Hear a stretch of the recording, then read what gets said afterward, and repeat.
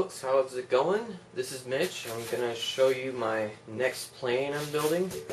I kind of introduced it last video.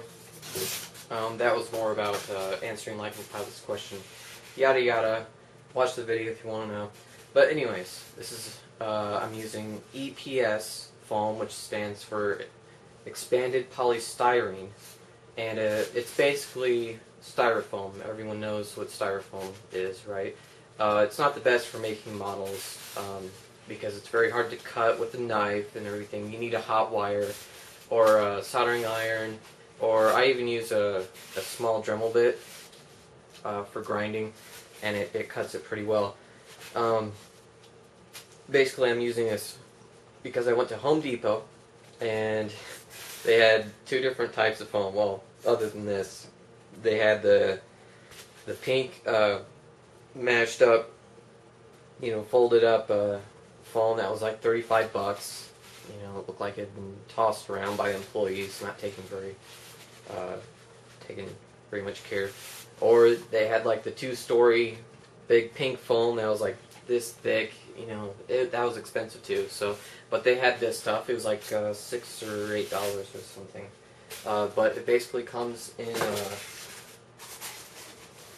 sheets like this. It is, okay, here's the thing that came with it. Cellofoam, polypanel, EPS insulation. Another reason why I use this instead of my usual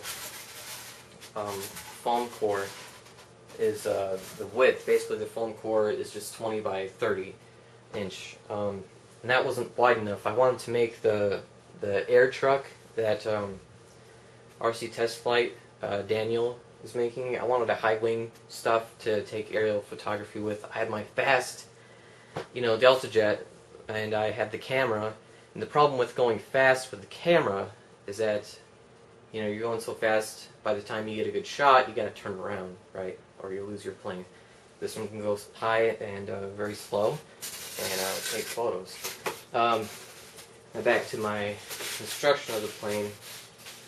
Because this is only 3/4 of an inch thick, I had to use 3 instead of 2. That'd be too thin.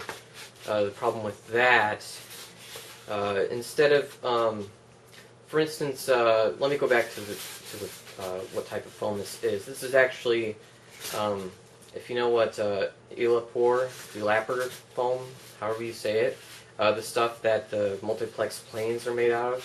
It's similar to that, because it's made of the granular little expanded pellet type things. I don't know exactly the terminology, but it's similar to that in that respect.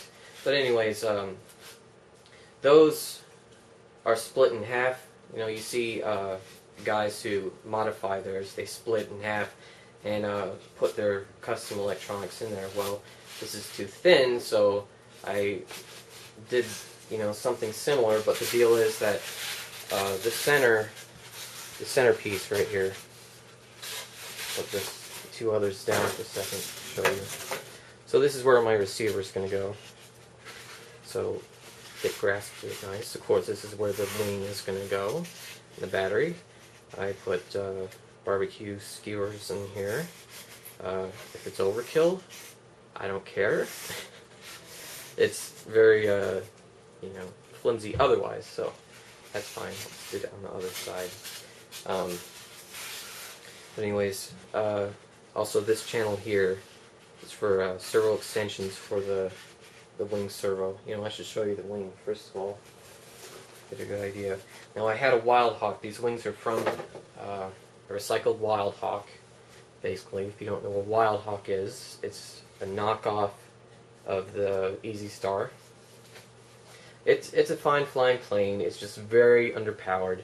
This was like the first plane I ever had, and I flew that thing until the fuselage was busted up, but the wings were still fine. So I just cut in some ailerons because this has little absolutely no dihedral except for they call it polydihedral. I don't know, just the wing.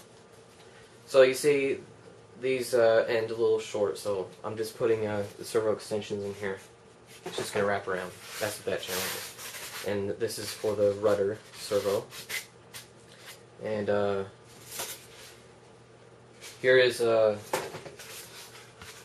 one of the side ones, I have the satellite receiver.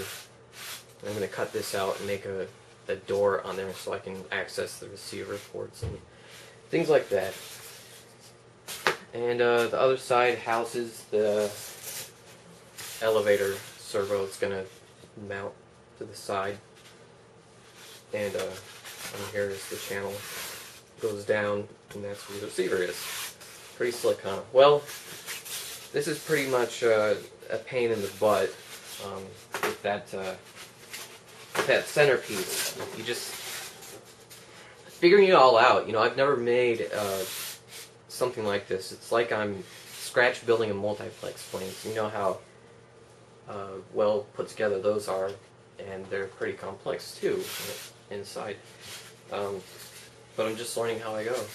I didn't have plans for this at all. I just guessed on the CG and actually the battery. I'm using a 1600 milliamp 20C 3-cell. Basically goes in here. I cut a little channel. I have here's the canopy. I'll put this all together and show you guys. I just wanted to show you before I glue this together what I'm doing. So it fits very well. Hollowed it out, and that it's glued together with 3 pieces of EPS foam, and that's how that's going to work. I also have the channel for the